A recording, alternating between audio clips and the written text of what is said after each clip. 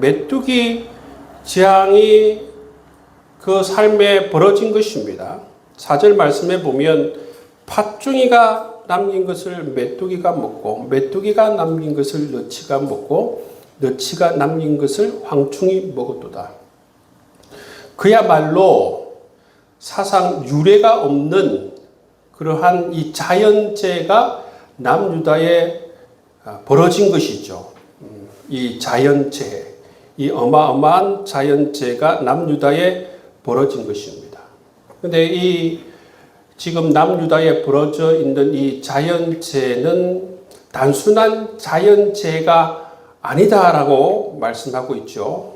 이것은 단순한 자연재해가 아니라 하나님의 메시지인 것입니다. 남유다를 향한 하나님의 경고의 메시지, 또 심판에 관한 이런 메시지인 것입니다. 그러니까 하나님께서는 여러 모양으로 말씀하세요.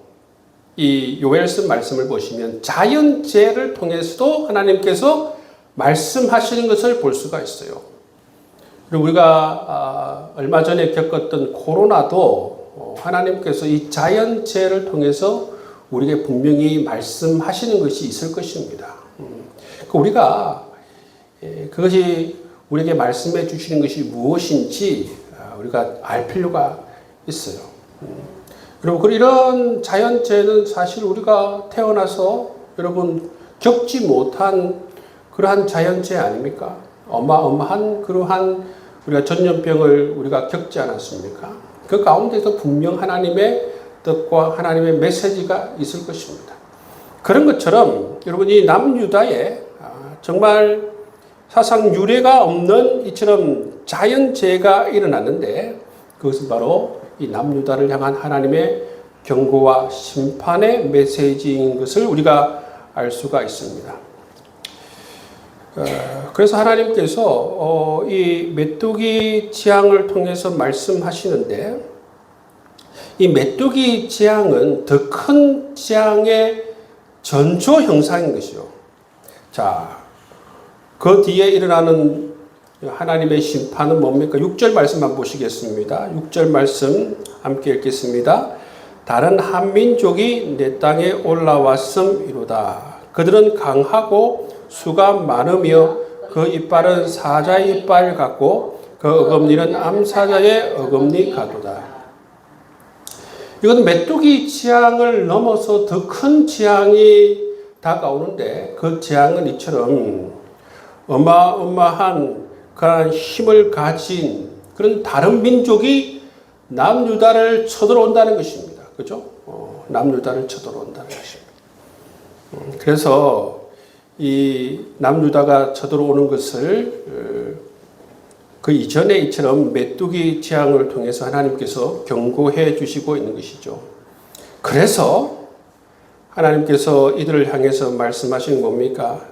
8절에서 10절 말씀 보면 백성들에게 애곡하라 말씀하고 있죠. 그리고 11절에서 12절 말씀을 보시면 농부들을 향해서 애곡하라. 13절, 14절 말씀을 보면 제사장들을 향해서 애곡하라. 그 이유가 뭡니까? 어떠한 소출도 없기 때문에 그렇습니다.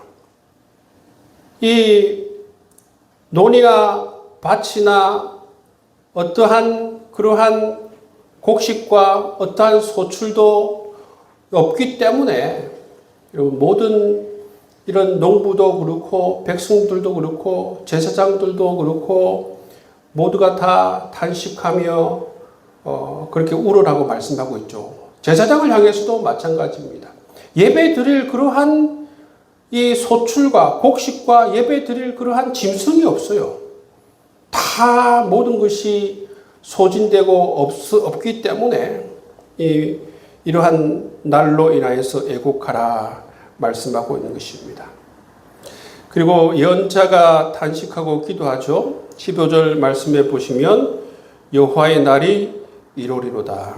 여러분 이 여호와의 날이라고 하는 것은 두 가지 의미가 있습니다. 하나는 뭐냐면 하나님의 심판의 날을 의미하기도 하고 또 다른 하나는 뭐냐면 하나님의 구원의 날을 의미하기도 합니다.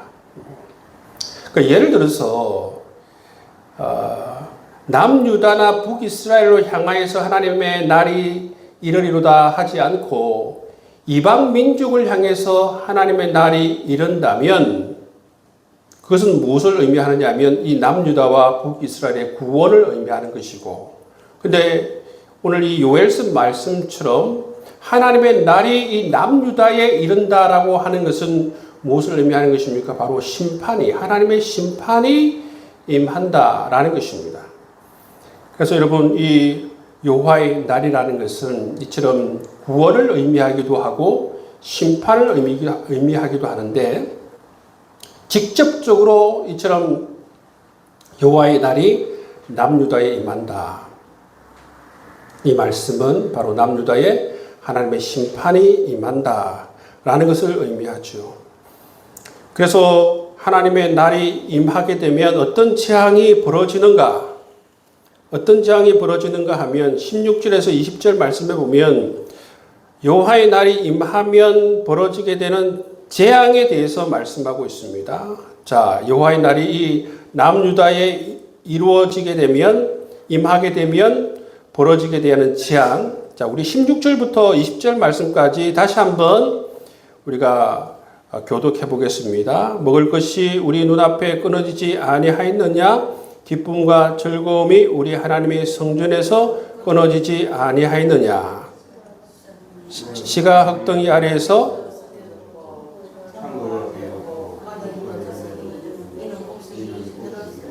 가축이 울부짖고 소떼가 소란하니 이는 꼴이 없음이라. 양떼도 피곤하도다.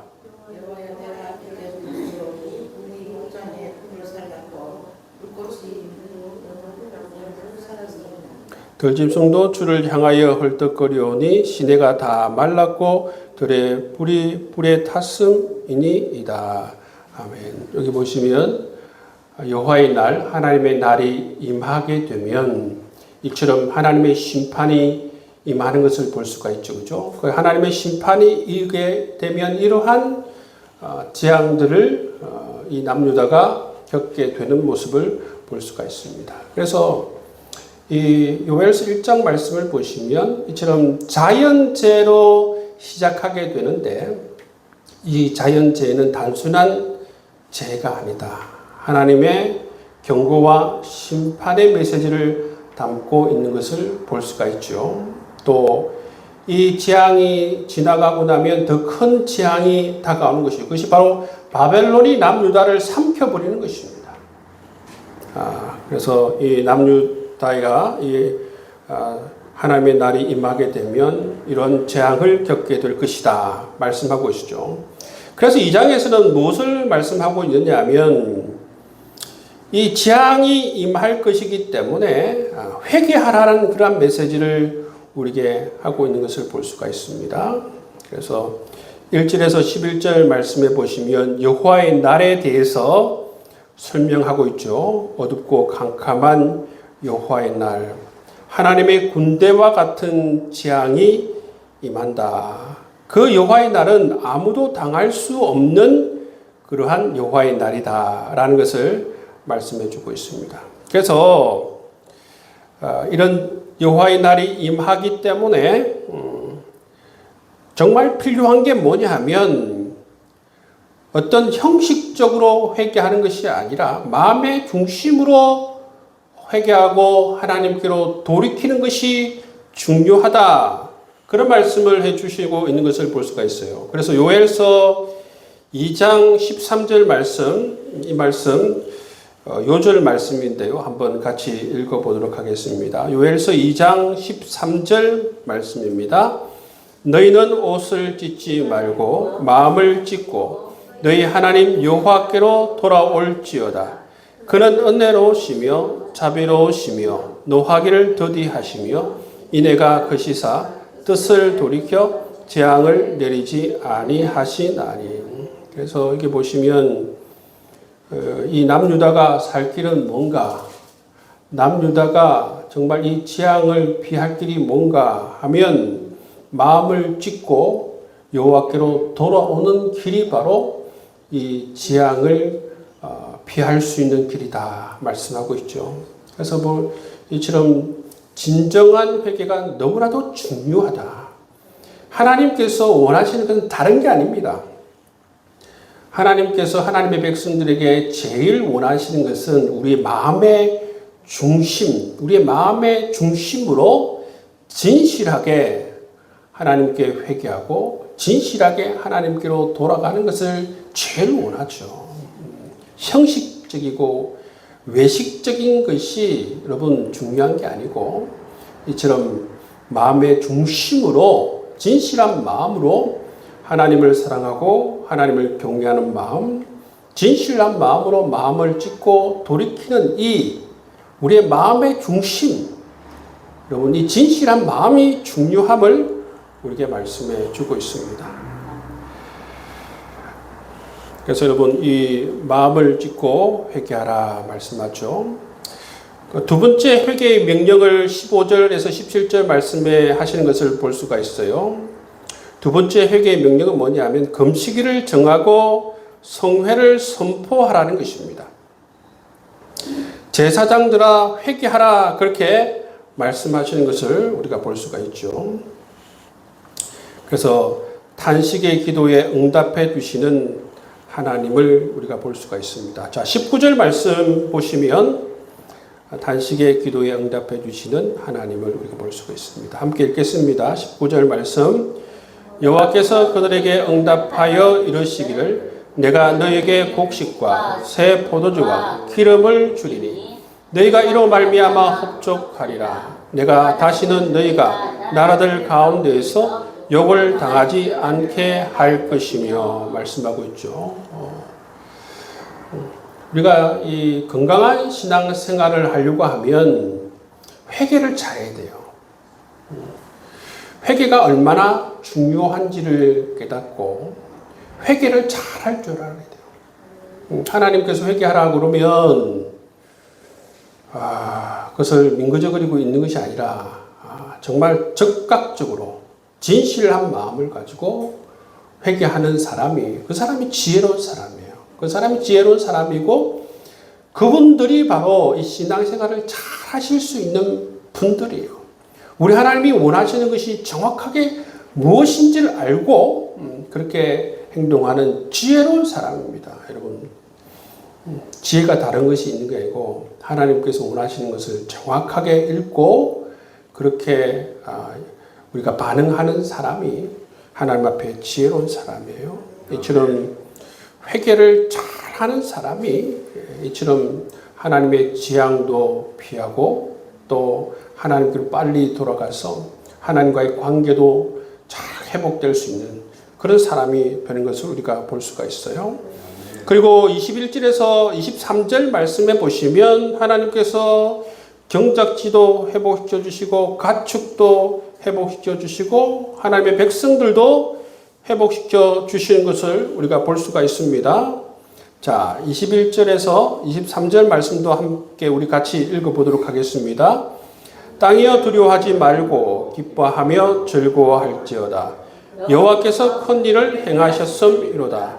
들짐승들아 두려워하지 말지어다. 들의 풀이 싹시 나며 나무가 열매를 맺으며 무화과 나무와 포도나무가 다 힘을 내놓는다. 시온의 자녀들아 너희는 너희 하나님 여호와라 말미암아 기뻐하며 즐거워할지어다. 그가 너희를 위하여 비를 내리시되 이런 비를 너희에게 적당하게 주시리니 이런 비와 늦은 비가 예전과 같을 것이라. 이렇게 회개했을 때에 하나님께서 이처럼 회복의 은혜를 베풀어 주시는 것을 볼 수가 있습니다. 자, 그리고 28절에서 32절 말씀해 보시면 무엇을 주시는 것을 볼 수가 있습니까? 만민에게 새 영을 부어 주신다. 그죠? 우리가 잘 아는 말씀이죠. 자, 28절 말씀 한번 같이 읽겠습니다. 시작.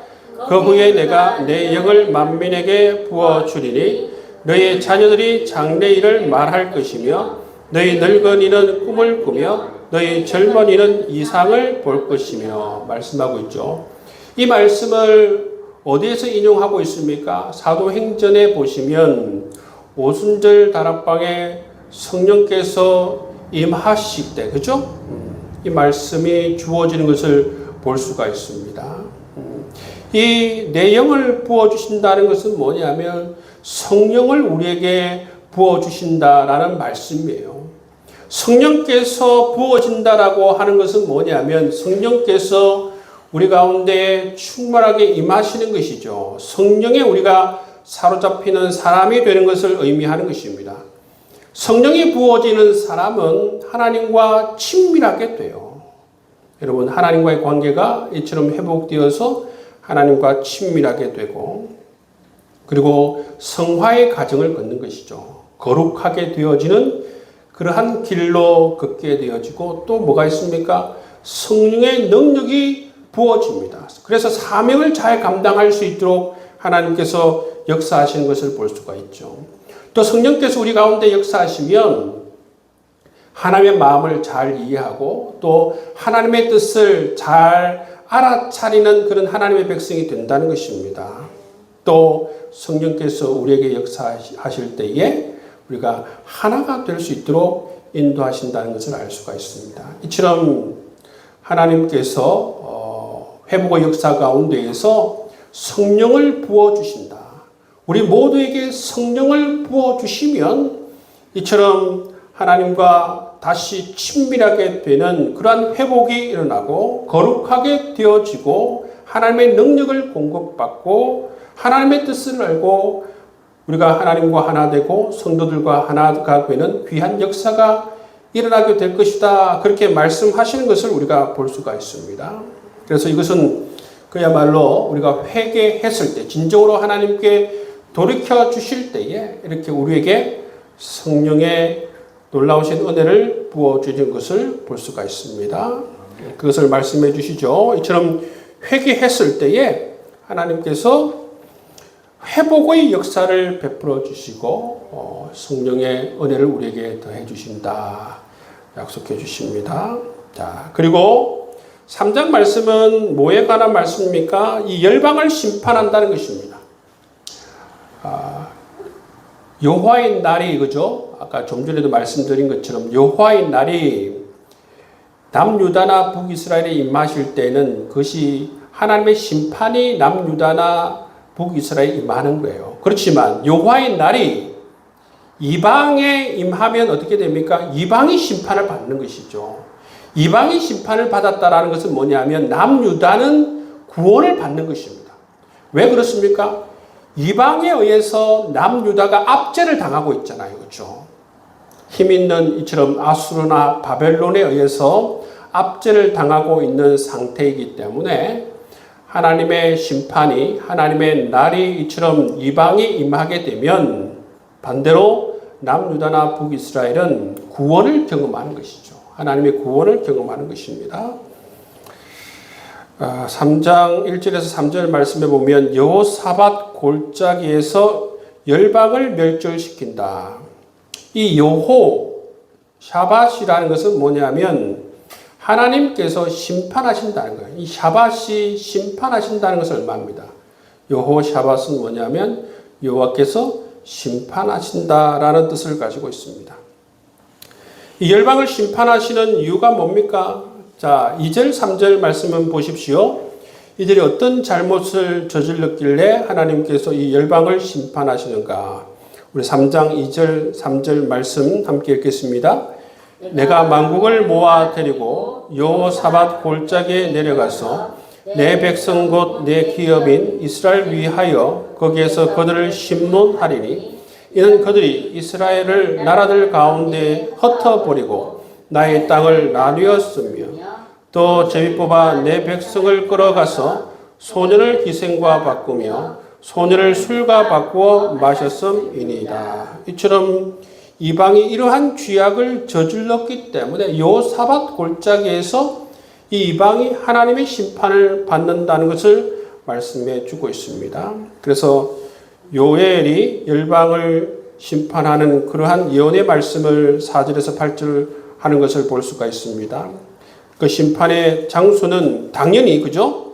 여호사밧 골짜기입니다. 심판의 방식은 뭡니까? 자기들이 행한 악에 따라서 하나님께서 심판하시는 것을 볼 수가 있습니다. 다른 것이 아니라 자기들이 행한 악에 따라서. 자, 우리 4절 말씀 한번 읽겠습니다. 4절 말씀 시작. 두로와 시돈과 블레셋 사방아, 너희가 나와 무슨 상관이 있느냐? 너희가 내게 보복하겠느냐? 만일 내게 보복하면 너희가 보복하는 것을 내가 신속히 너희 머리에 돌리리니. 이처럼 이들이 행한 그러한 악들을 하나님께서 그대로 보복하시는 것을 볼 수가 있습니다. 이 남유다와 북이스라엘의 행한 그 일들을 그대로 그의 머리에 돌려보내는 모습을 우리가 볼 수가 있습니다. 그래서 하나님께서 그들이 행한 악에 따라서 그대로 돌려주시는 모습을 볼 수가 있습니다. 그리고 9절에서 15절 말씀해 보시면 여호사밧 골짜기에서 열방 민족을 멸망시킵니다. 그리고 반대로 그래서 열방 민족을 멸망시키는 그곳에는 반드시 뭐가 일어난다고 말했습니까? 이 남유다가 이 이스라엘이 회복되는 것을 볼 수가 있다고 그랬죠. 그죠? 16절에서 17절 말씀해 보시면 회복된 이스라엘은 하나님의 보호를 받고 예루살렘은 거룩한 성읍이 될 것이다. 그렇게 하나님께서 축복해 주시는 것을 볼 수가 있습니다. 자, 회복된 이스라엘. 열방은 심판을 받고 이스라엘은 회복된다 말씀하시죠. 우리 16절 17절 말씀 함께 읽겠습니다. 여호와께서 시온에서 부르짖고 예루살렘에서 목소리를 내시리니 하늘과 땅이 진동하리로다. 그러나 여호와께서 그의 백성의 피난처 이스라엘의 자손의 산성이 되시리로다.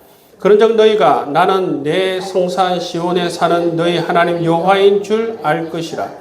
예루살렘이 거룩하니 다시는 이방 사람이 그 가운데로 통행하지 못하리로다. 이렇게 하나님께서 이스라엘을 회복시켜 주시는 모습을 볼 수가 있습니다. 그리고 마지막에는 뭘로 끝납니까? 축복과 평화로 끝나는 모습을 볼 수가 있어요. 자, 축복의 말씀입니다. 우리 18절 말씀 함께 읽겠습니다. 시작. 그날에 산들이 단 포도주를 떨어뜨릴 것이며 작은 산들은 젖을 흘릴 것이며 유다 모든 시내가 물을 흘릴 것이며 여호와의 성전에서 샘이 흘러나와서 시딤 골짜기에 되리라. 그리고 평화가 주어지는 것을 볼 수가 있습니다. 자, 20절 말씀입니다. 유다는 영원히 있겠고 예루살렘은 대대로 있으리로다. 여러분, 이 요엘서 1장 그리고 2장 초반까지 이 남유다를 향한 재앙이 선포되는 것을 볼 수가 있습니다. 그리고 이 마지막에는 보시면 열방을 향한 심판이 주어지고, 그리고 제일 마지막에는 뭐가 있습니까? 이 이스라엘을 향한, 남유다를 향한 축복과 평화가 주어지는 것을 볼 수가 있죠. 제가 계속적으로 말씀드리지만 이 예언서를 보시면 하나님께서 심판만 말씀하지 않아요. 심판을 말씀하시고 나서는 반드시 회복의 메시지를 반드시 하시는 것을 볼 수가 있어요. 그것이 무슨 의미라고 했습니까? 그래서 여러분, 우리가 이사야서를 읽거나 아니면 예레미야서를 읽거나 에스겔서 말씀을 우리가 읽을 때 이것을 잘 모르면 왜 이렇게 심판을 말씀하시고 또 갑자기 또 회복을 말씀하시고 또 다음 장에 또 넘어가면 또 심판을 말씀하시고 또 그 다음 장 보면 회복을 말씀하시고 왜 이럴까? 그 의미가 무엇입니까? 하나님께서 이처럼 심판을 말씀하시는 것은 그들의 삶을 하나님께 그대로 증명케 하는 것입니다. 너희들이 지금 이렇게 살고 있다. 너희들이 정말 이렇게 잘못 살고 있다는 것을 하나님께서 정확하게 지적하시죠. 근데 하나님께서는 또 이따가 이처럼 회복을 말씀하십니다. 회복을 말씀하시는 건 이유가 뭡니까? 내가 너희를 징계하고 심판하는 것이 궁극적인 목적이 아님을 말씀해 주시는 것이죠. 하나님께서 이처럼 회복을 말씀하시는 것은 하나님의 심판이 이런 징계가 끝이 아니라는 것입니다. 그것이 하나님의 본심이 아니라는 것입니다. 하나님의 본심은 뭐냐 하면 너희들을 회복길 원하는 것이 하나님의 본심임을 말씀해 주기 위해서 이처럼 회복의 메시지를 반드시 하나님께서 말씀하시는 것을 볼 수가 있습니다.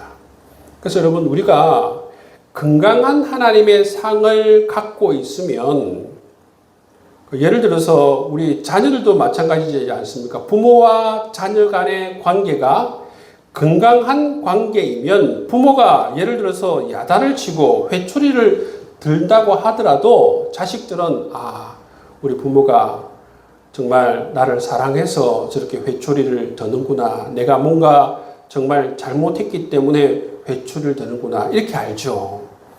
근데 그 관계가 좋지 않으면 부모가 나를 싫어하는구나.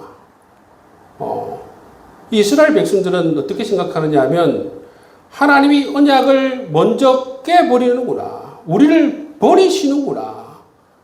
여러분, 이 하나님과 이 남유다와 하나님과 이 북이스라엘의 관계를 보면 건강하지 못한 관계였다는 것을 알 수가 있어요.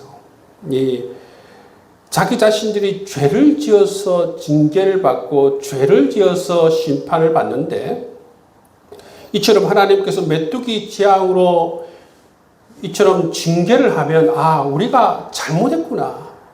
우리가 정말로 잘못했구나라는 것을 생각하고 돌이켜야 되잖아요. 자기 자신들이 잘못한 것이 무엇인지 그렇게 돌이켜야 되는데 그렇게 하지 않습니다. 하나님이 나를 버렸다. 하나님이 나를 싫어한다.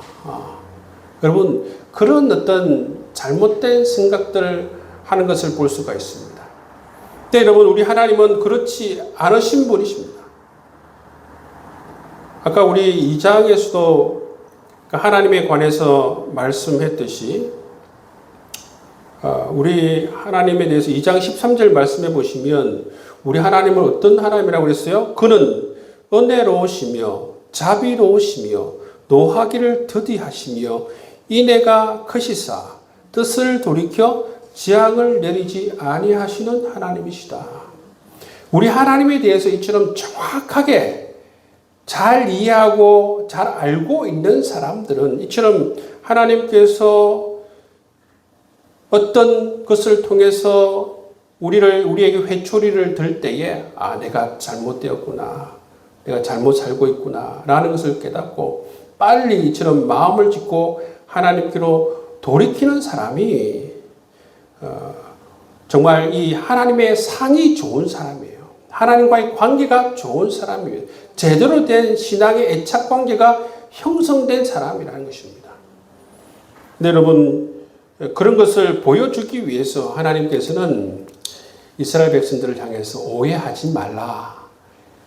회복의 메시지를 얘기하는 것은 내 본심은 너희들을 징계하고 심판하는 것이 내 본심이 아니다. 너희들을 회복시켜서 다시 하나님과의 언약의 관계를 다시 세우고 또 너희들을 통해서 하나님 나라를 온전하게 세우길 원하는 것이 바로 내 본심이다, 내 뜻이다 라는 것을 이야기해 주기 위해서 말씀마다 이처럼 하나님께서 회복의 메시지를 말씀해 주시는 것을 볼 수가 있습니다. 그렇기 때문에 여러분, 이 연서 말씀을 읽으실 때마다 이런 회복의 메시지가 나타나면 어떻게 생각하는 게 좋으냐 하면 하나님의 본심이 정말 우리를 향한 이러한 회복과 축복이 하나님의 본심이구나. 징계와 심판이 하나님의 본심이 아니라 하나님은 정말 우리를 사랑하시고 우리를 축복해 주시길 원하시는 것이 바로 하나님의 본심이구나. 그것을 위해서 이렇게 하나님께서 말씀하시는구나. 그렇게 이해하는 게 여러분 좋습니다. 그런 걸 가지고 염두해 두시고 여러분 이 요엘서 말씀을 읽으시면 좋겠습니다. 여러분 이 요엘서가 이 3장으로 구성되어져 있는 짧은 책입니다.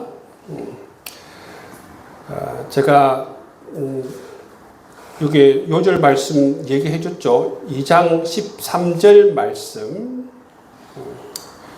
여러분 꼭 기억해 주시면 좋겠고, 또 그리고 사도행전에서 인용되어진 또 요엘서 2장 28절 말씀, 성령이 우리에게 부어지게 되면 어떤 축복이 임하는가. 그렇죠? 성령이 부어졌을 때에 이런 회복의 역사가 일어난다는 것이죠. 성령이 우리를 사로잡게 되면 하나님과 친밀한 관계가 되어지고 성령의 능력과 또 성령의 기름 부으심이 우리에게 일어나게 되고 하나님의 마음과 하나님의 뜻을 우리가 알게 되고 사명을 감당할 수 있는 능력이 주어진다. 그 정도 여러분 기억하시면 좋겠습니다. 기도하겠습니다. 하나님